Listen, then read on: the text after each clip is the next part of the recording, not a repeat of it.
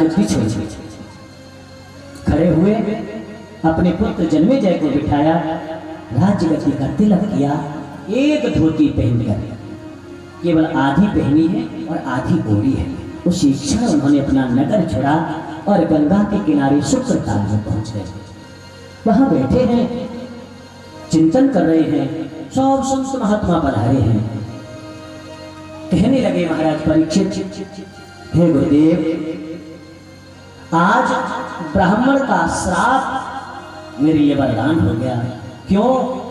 क्योंकि ऐसे दिव्य महात्माओं का दर्शन मुझे एक साथ कभी नहीं मिलता। आज मिला तो उस श्राप के कारण। लेकिन अब आप कृपा करें और मुझे बताएं कि जो व्यक्ति मरने वाला है उसे क्या करना चाहिए। देखो, हमारे यहाँ 3 ग्रंथ प्रधान हैं। हमें क्या करना चाहिए ये सिखाती है रामायण। क्या नहीं करना चाहिए ये बताती है महाभारत। और कैसे मरना चाहिए ये सिखाती है भागवत। बोले महाराज जी क्या कह रहे हो भैया, मरना कौन चाहे? बोले मत चाहो तो कच्चा होगे नहीं। लेकिन यदि अंत बिगड़ गया तो सारा जीवन बिगड़ जाता है, और अंत सुधर गया तो सारा जीवन सुधर जाता है। इसलिए अंतिम क्षण को सुधारती है भागवत। बंधुओं, परीक्षित बैठे हैं, सोच रहे हैं क्या करें। संत जन तरह तरह के उपाय बता रहे हैं, लेकिन कोई भी सीना ठोक करके नहीं कह पा रहा कि आखिर इनका कल्याण कैसे होगा, परीक्षित की मुक्ति कैसे होगी। तभी क्या देखा कि तत्र भवल भगवान व्यासपुत्रः यदृक्षयागामटमानो नपेक्षः अलक्ष्यलिङ्गो निजलाभतुष्टो रथश्च बालैः अवधूतवेषः। सामने से आ रहे हैं श्री सुखदेव भगवान। हाँ, लंबी लंबी भुजाएं हैं, लंबे लंबे बाल हैं, माथे पर ब्रह्म तेज छलक रहा है। एक कॉपीन पहन रखी है, लंगोटी।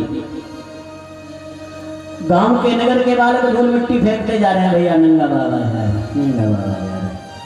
किसी से कुछ नहीं कहते हैं, चुपचाप चले जा रहे हैं। लेकिन जैसे उन महात्माओं ने देखा, सब खड़े हो गए। उस सभा में व्यास जी भी थे, यानी सुखदेव जी के पिताजी। सुखदेव जी को देखते ही वो भी खड़े हो। इनके बाबा परबाबा पाराशर जी वो भी विराजमान है, वो भी खड़े हुए। और भी जितने महात्मा थे सब खड़े हो गए और कहा, परीक्षित, अब तुम्हारी मुक्ति कोई नहीं रोक सकता, क्योंकि आज उल्टी गंगा बह गई। प्यासा कुएं के पास नहीं, कुआं चलकर प्यासे के पास आया है। जैसे ही बैठे कहने लगे, महाराज परीक्षित, कहे गुरुदेव आपको मेरा अनंत अनंत प्रणाम। सब लोग खड़े होकर के उनका पूजन कर रहे हैं। महाराज परीक्षित पूजन कर रहे हैं। अपनी कथा में भागवत के प्रधान वक्ता भगवान सुखदेव पधार चुके हैं। आसन ग्रहण करें प्रभु। आइए हम सब लोग यह प्रार्थना करें, हे सुखदेव प्रभु, हमारे हृदय के अज्ञान को मिटाकर हमें इस भागवत कथा के योग्य बनाइए। यह कथा हमारे हृदय में विराजमान हो जाए, ऐसी आप कृपा करें। आइए हम सब लोग भगवान सुखदेव का वंदन करते हैं। हरि कथा सुनाने वाले, हरि कथा सुनाने वाले, तुमको लाखों प्रणाम, तुमको लाखों प्रणाम, तुमको लाखों प्रणाम, तुमको लाखों प्रणाम। हरि की कथा सुनाने वाले, प्रभु की कथा सुनाने वाले, तुमको लाखों प्रणाम, तुमको लाखों प्रणाम, तुमको लाखों प्रणाम, तुमको लाखों प्रणाम। हम लेकर विष का प्याला वाला, जा रहे थे यम के काला, हम लेकर विष का प्याला, जा रहे थे यम के काला, हम लेकर विष का प्याला, जा रहे थे यम के काला। बुरा बताने वाले हरे आज बताने वाले, तुमको लाखों प्रणाम, तुमको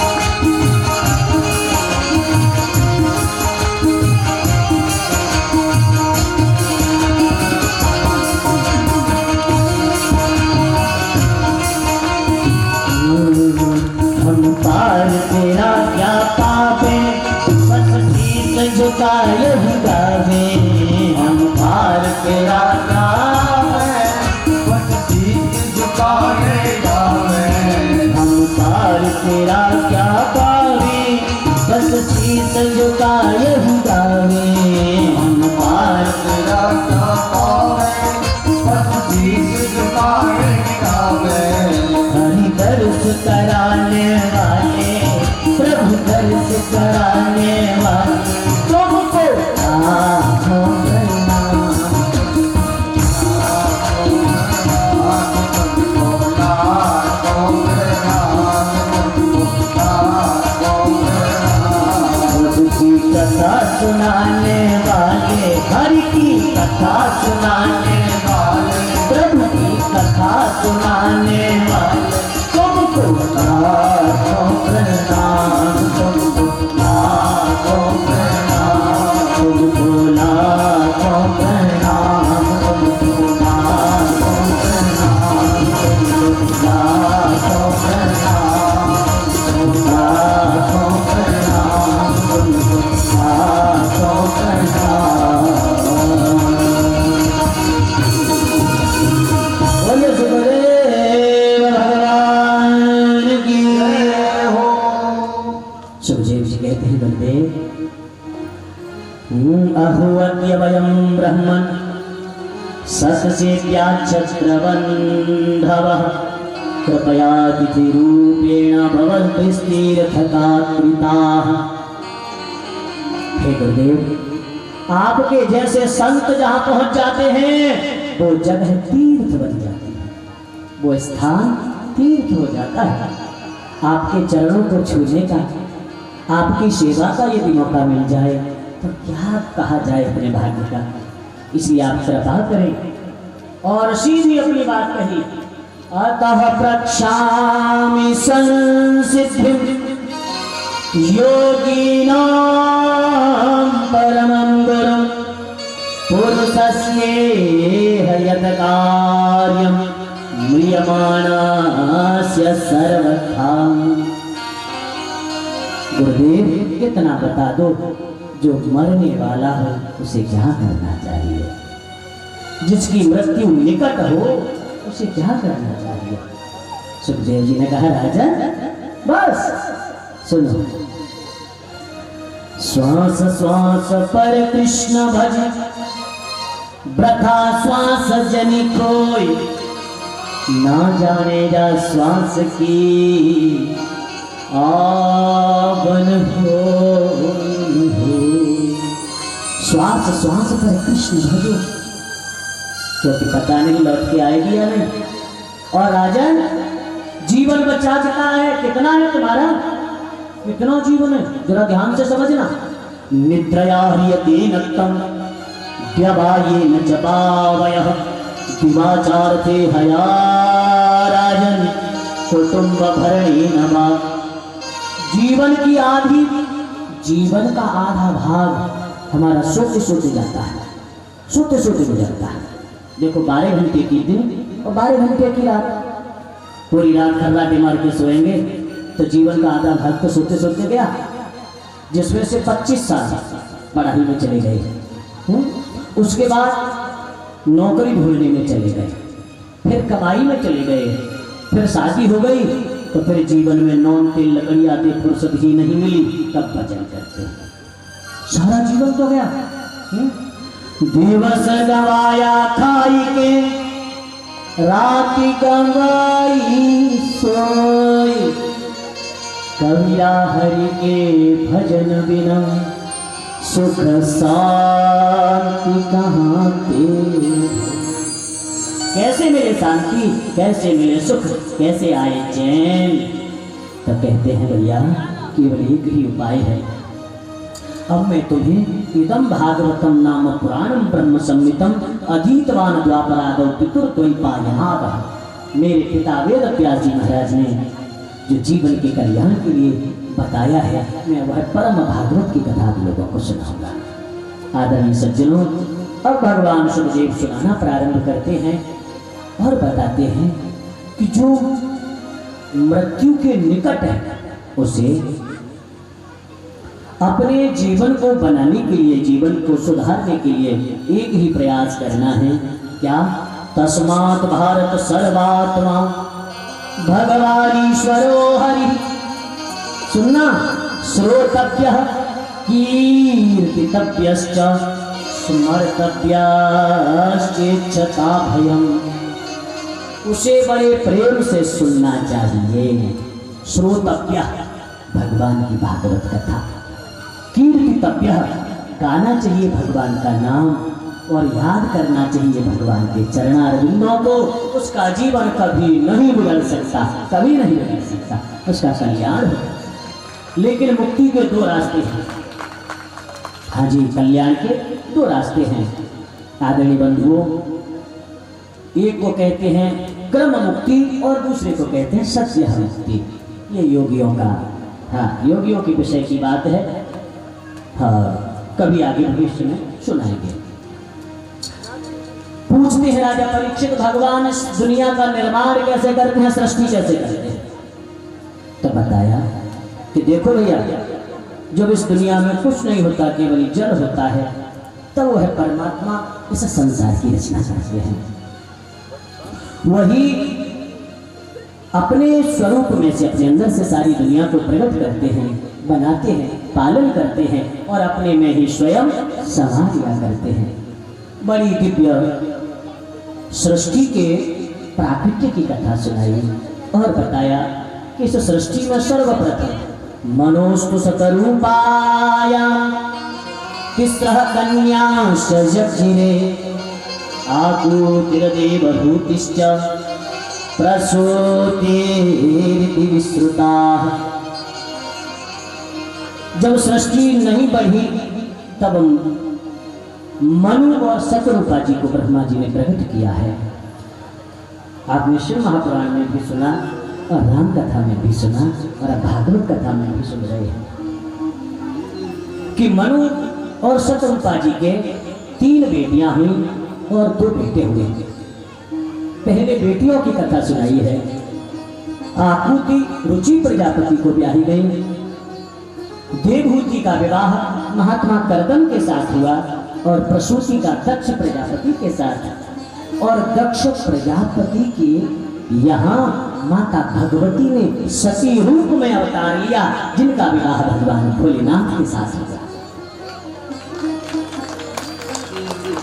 भगवान भोलेनाथ के साथ हुआ है, लेकिन इनके कोई संतान नहीं हुई थी, इसलिए उससे पहले ही दक्ष प्रजापति से अनवन हो जाने के कारण माता झांकी आ रही है, जाकर देखे हुए तुम्हारी जीवन में नहीं मिलेगी। सगर जन्म सोते सोते बीत गया। थोड़ी देर और बैठो, व्यवस्था मत बिगाड़ो, 5 मिनट में तो लेके चल रहा हूं भाई। हाँ जी, बैठिए बैठिए, ऐसे नहीं। हाँ जी, यहीं बैठ जाओ, बैठ जाओ, सुनो सुनो। सोने की करके पीतल की कर रहे हो? हाँ? 4 घंटा सुनियो, 10 मिनट में प्राण निकल रहे हैं तुम्हारे। बैठो मेरे बंधुओं। तो ऋषियों ने पूछा, भगवान भोलेनाथ से कोई द्वेष कैसे कर सकता है? तो सुनाया, श्री भगवान सुखदेव जी महाराज कहते हैं कि हे ऋषियों, हे राजन परीक्षित, जब दक्ष प्रजापति बन गए और प्रजापति बनने के बाद देवताओं ने इनके स्वागत में सभा रखी, लेकिन मर्कटस्य सुरापानम ततो वृश्चिक दंशनम तथापि भूत संचार यदवा तद्वा भविष्य। कोई बंदर हो और बंदर को मदिरा पिला दी जाए और मदिरा पीने के बाद उसे बिच्छू खा ले और उसके बाद भी उस पर भूत आ जाए, तो सोच लो उसके कूदने की उछलने की कोई सीमा रह जाएगी। और दक्ष का बेचारे वैसे ही अभिमानी, लेकिन आज जब प्रजापति बनाया फिर तो इनका अभिमान सिर चढ़ के बोलने लगा। परिणाम, जब सभा में सभी देवताओं ने इन्हें प्रणाम किया, ब्रह्मा विष्णु महेश ये तीनों नहीं खड़े। ये देख करके दक्ष ब्रह्मा जी से तो कुछ बोल नहीं सका, भगवान नारायण से बोलते क्या, लेकिन भोले वाले बेचारे भोलेनाथ पकड़ लिए और भला बुरा कहने लगा कि अरे यह मरकट लोचन बंदर के जैसी आंखों वाला शिष्टाचार भी नहीं जानता, भूत प्रेतों के साथ रहने वाला। अरे वो तो मेरे पिताजी ने कही थी, जो मैंने अपनी कमल नयनी कन्या का विवाह इसके साथ कर दिया। इसे तो कोई शिष्टाचार ही नहीं है। तो जब इस प्रकार दक्ष भगवान को भला बुरा कह रहा था तो नंदीश्वर खड़े हो गए, लेकिन नंदी को प्रभु जी महाराज ने रोक दिया। और इस प्रकार प्रभु जी ने नंदी को श्राप दिया, नंदी ने प्रभु जी को यानी शिवगण इन्हें श्राप देने लगे और ये इन्हें श्राप देने लगे। स्वागत सभा थी, साप सभा बन गई। भोलेनाथ खड़े होके चले गए, लेकिन माता सती से कुछ भी नहीं कहा, एक शब्द नहीं बोला। आप लोग ससुराल जाएं और चाय नाश्ता आने में भी यदि देर हो जाए ना, नहीं कि विलंब भी हो जाए, तो वहां शायद अपने सास ससुर का मान रखने के लिए कुछ ना बोलो, लेकिन घर आके श्रीमती जी को भैया रे इतना सुनाओगे, इतना सुनाओगे, देख ले क्या सम्मान है, क्या इज्जत है मेरी। लेकिन ये शिव परिवार है, सीखो भोलेनाथ से। भोलेनाथ ने इतना बड़ा समाज में अपमान होने के बाद भी माता सती को बताया भी नहीं, लेकिन दक्ष ने श्राप दिया है कि इन्हें यज्ञ में भाग मिलेगा ही नहीं, और उस यज्ञ की शुरुआत भी इन्होंने ही करी। परिणाम क्या हुआ कि उस यज्ञ में सब देवी देवता गए, लेकिन भोलेनाथ के लिए और माता सती के लिए कोई न्योता नहीं, कोई निमंत्रण नहीं। माता सती बैठी हैं, भोलेनाथ तपस्या में हैं और देवता लोग विमानों में बैठ बैठ करके चले जा रहे हैं। कहां से? कैलाश के ऊपर। भाई दूसरे रास्ते से चले जाते, लेकिन नहीं, दो भाइयों में झगड़ा हो जाए, एक के घर कार्यक्रम हो, रिश्तेदार तो दोनों के एक ही है, तो जो रिश्तेदार आएंगे ना, जानते हुए भी जानबूझ के चप्पल उतार ले और मोटरसाइकिल खड़ी करके बाई के यहाँ जाएंगे, जाते हैं हाँ जी वही चल रही है, और बोले भैया चल नहीं रहेगा, अरे चलो चलो हम समझाएंगे। कारण उन्हें इस चीज में बड़ा आनंद आता है ना, फूट डाल के लोगों को भिड़ा के और फिर भैया रे हाँ ऊपर से उड़ के जा रहे हैं। माता सती ने देखा कहाँ जा रहे हो, तो बोले अरे आप क्या पूछ रहे हैं? नहीं, आपके ही तो घर जा रहे हैं, आपके मायके। जैसे ही माई का नाम सुना, माता सती को अपनी माँ की याद आ गई, अपनी बहनों की याद आई। बोले मेरे पिता के घर यज्ञ है? बोले हाँ। माता सती वहां से खड़ी हुई, जाकर भोलेनाथ के पैर दबाने लगी। भोलेनाथ ने आंख खोली, जब बिना समय के, बिना किसी जरूरत के और बिना कहे सेवा बढ़ जाए, हाँ जी, सेवा में वृद्धि हो जाए, सावधान, क्योंकि कौन सी लिस्ट आने वाली है जी, जो आपके तोते उड़ा दें। तो बिना समय यदि सेवा बढ़ रही है तो सावधानी का परिचय देना चाहिए। भोलेनाथ ने कहा, देवी क्या बात है? माता पार्वती, माता सती कहती हैं, भोलेनाथ, प्रजापतेस्ते स्वसुरस्य सांप्रतं निर्यापितो यज्ञमहोत्सवः किला। हे स्वामी, आपके ससुर जी के यहाँ यज्ञ हो रहा है, आप चलेंगे नहीं? ये नहीं कहा हमारे पिताजी के यहाँ, आपके ससुर के यहाँ। बोले निमंत्रण आया है? बोले नहीं, लेकिन आप तो कहते हैं ना कि अपने माता पिता के घर, अपने गुरु के घर बिना बुलाए भी हम जा सकते हैं। बोले जाना चाहिए, लेकिन सामने वाले को खुशी होता। देखत ही हर से नहीं, नैन नहीं सने, तुलसी तहाँ न जाइए, चाह कंचन बरसे मेघ।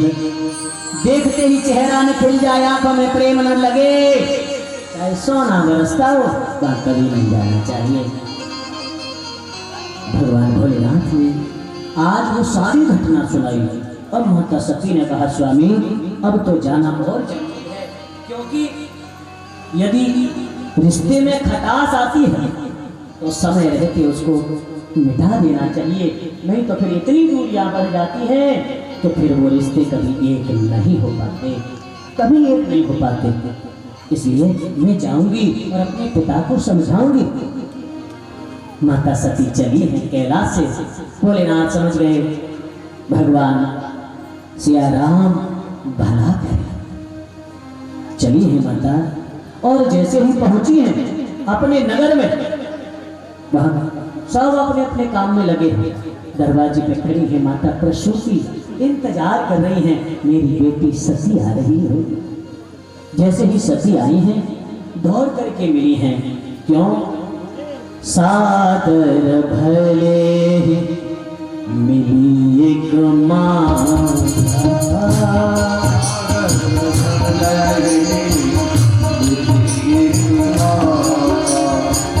भगिनी मिली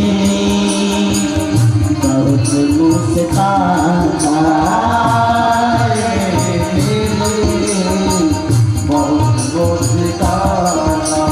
माता प्रेम से मिली, बहनें आई मिलने को। ओ सती आ गई, हमें तो बड़ी तुम्हारी चिंता हो रही थी, बड़ी याद आ रही थी। हमने जैसे ही सुना कि सती को न्योता ही नहीं दिया, भोलेनाथ को न्योता ही नहीं दिया, इतने साल में तुमसे मिलने का मौका लगा, फिर भी ये लगने लगा कि भैया हम तो सती से मिल ही नहीं पाएंगे। ये तुमने अच्छा करी, बिना न्योता के आ गई तो चलो तुमसे मिल तक भी। सब बातें रह गई, बिना न्योता के आ गई, लेकिन हम तुमसे मिलने। माता सती को ऐसा लगा कि मैंने भोलेनाथ की बात न मान करके बहुत बड़ी गलती कर दी, और इस प्रकार यज्ञ का दर्शन करने दुखी मन से पहुंची, जहां पर अरुद्रभागम तमवेक्ष्य चाध्वरं पित्रा च देवे कृतहीलनं विभो, अनादृशा यज्ञ सदस्य धीश्वरी चुकोपलोकान्यवधक्ष्यति गुस्सा। छोटे से छोटे देवता के लिए भी जगह है, पूजन की सामग्री है, उन्हें स्थान दिया है, लेकिन तीनों लोक के मालिक के लिए कोई जगह नहीं। माता सती नहीं सहन कर पाए और उसी क्षण अपने पिता दक्ष को डांट करके बोली, ए दुष्ट दक्ष, तूने द्वेष किया तो शिव से, शिव का दो अक्षर का नाम जो लेता है उसका कल्याण हो जाता है। ऐसे कल्याणकारी शिव से द्वेष करने वाले दक्ष, तेरा भला कभी नहीं हो सकता। अरे मैं करूं तो क्या, क्योंकि यह शरीर तेरे द्वारा उत्पन्न है। शिव से द्रोह करने वाला पापी मेरा बाप है, शिव का अपमान करने वाला मेरा पिता है। लौट कर जब मैं कैलाश पर जाऊंगी और मेरे वह भक्त वत्सल मेरे स्वामी भोलेनाथ जब मुझे दाक्षायणी कहकर बुलाएंगे, दक्ष पुत्री कहकर पुकारेंगे, दक्ष की बेटी कहकर के बोलेंगे, ये कान सुन नहीं पाएंगे। तू शिव का अपराधी है, मैं तेरा तो कुछ नहीं कर सकती, लेकिन इस शरीर को मैं नहीं छोड़ूंगी जो शरीर तेरे जैसे पापी से बना है। और उसी क्षण जो अग्नि को प्रकट किया, अग्नि धू करके जलने लगी और माता सती का शरीर जलने लगा। जैसे ये सूचना भगवान भोलेनाथ के पास पहुंची, भोलेनाथ ने सुना माता सती नहीं रही, सती ने देह त्याग कर दिया। हाँ प्रभु, सती ने देह त्याग कर दिया। सदा शांत रहने वाले करुणा के सागर भगवान भोलेनाथ क्रोध में भरकर जैसे ही खड़े हुए वह प्रलयंकारी अपनी जटाओं को फैलाया, एक जटा उखाड़ी और वो जमीन पर पटकी। प्रलयंकारी अपना स्वरूप प्रकट किया, वीरभद्र नंगी खड़ग लिए। भोलेनाथ आज्ञा दे। भोलेनाथ ने कहा जाओ दक्षम सयज्ञम चल, उस दक्ष को यज्ञ सहित मिटा डालो। वीरभद्र चल दिया है। हाँ जी,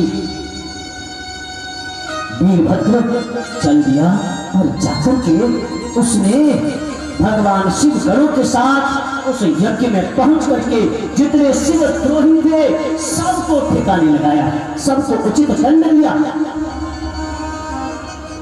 शिव गणों ने उन्हें यज्ञ कुंडों में मलमूत्र त्याग दिया, सामग्री फेंक दी, सामग्री फेंक दी। और आज उस दक्ष को ढूंढा। जैसे ही दक्ष मिला है, पकड़ करके लाए हैं, उस यज्ञ कुंड पे रख करके अभिमंत्रित खड्ग वीरभद्र ने उठाई। हर हर महादेव कहते हुए जो प्रहार किया, दक्ष की मुंडी कट के कुंड में गिर गई और यज्ञ का विनाश हो गया। भोलेनाथ माता सती का अर्ध जलान शरीर लेकर के तीनों लोकों में भटकने लगे हैं, चले जा रहे हैं। भयंकर भगवान शिव क्रोध में हैं। बम भोले बम भोले बम बम बम, बम भोले बम भोले बम बम बम, बम भोले बम भोले बम बम बम, बम भोले बम भोले बम बम बम, बम भोले बम भोले बम बम बम, बम भोले बम भोले बम। यही वो मंत्र है, यही वो तंत्र है, यही वो मंत्र है, यही वो तंत्र है। प्रेम से जपोगे तो मिटेंगे सारे काम। बम भोले बम भोले बम बम बम, बम भोले बम भोले बम बम बम, बम भोले बम भोले बम बम बम, बम भोले बम भोले बम बम बम। यही वो मंत्र है, यही वो तंत्र है, यही वो मंत्र है, यही वो तंत्र है। प्रेम से जपोगे तो मिटेंगे सारे काम। बम भोले बम बम बम, बम भोले बम भोले बम बम बम।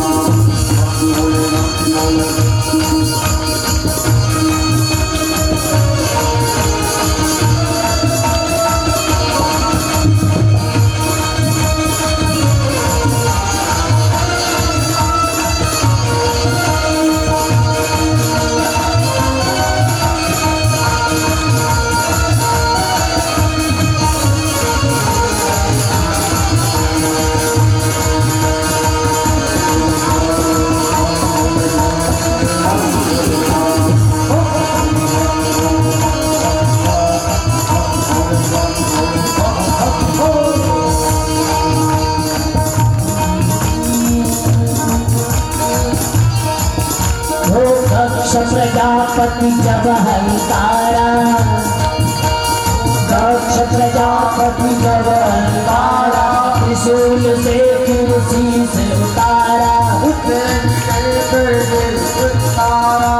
माफी मांगी होश में आया, बकरे का फिर शीश लगाया, बकरे का फिर शीश लगाया, बकरे का फिर शीश लगाया। आशुतोष भोले बाबा हुए दर्शन, आशुतोष भोले बाबा हुए दर्शन, बकरे ने मुख से बोला बम बम, भोले बम भोले बम गंगा, बम भोले बम भोले बम गंगा, बम भोले बम भोले बम गंगा, बम भोले बम भोले बम गंगा। ओम नमः शिवाय, हरि ओम नमः शिवाय, ओम नमः शिवाय, हरि ओम नमः शिवाय, ओम नमः शिवाय, हरि ओम नमः शिवाय।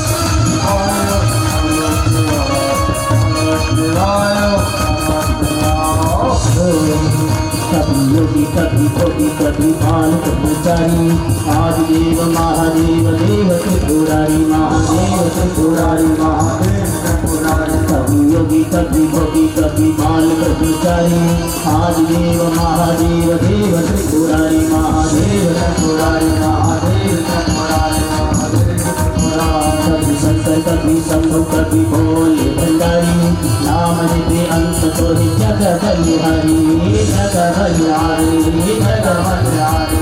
शिव का नाम हो सुबह शाम हो, शिव का नाम हो सुबह शाम हो, खाते रहो जब तक कल नहीं हो।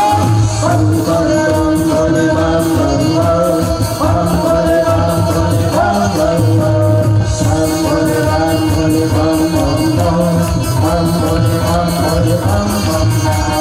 ओम नमः शिवाय, हरि ओम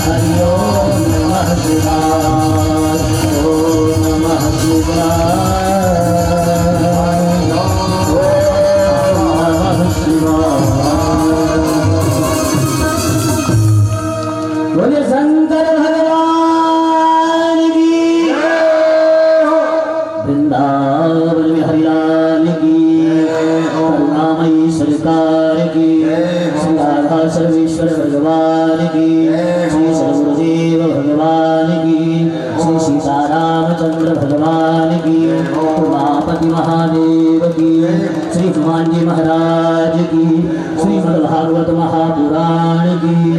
जय जय श्री राम, जय जय श्री राम, जय जय श्री राम। इन्हीं शब्दों के साथ आप सबके हृदय में विराजमान उस परम पिता परमात्मा को सादर प्रणाम करता हूँ, अपनी वाणी को विराम देता हूँ।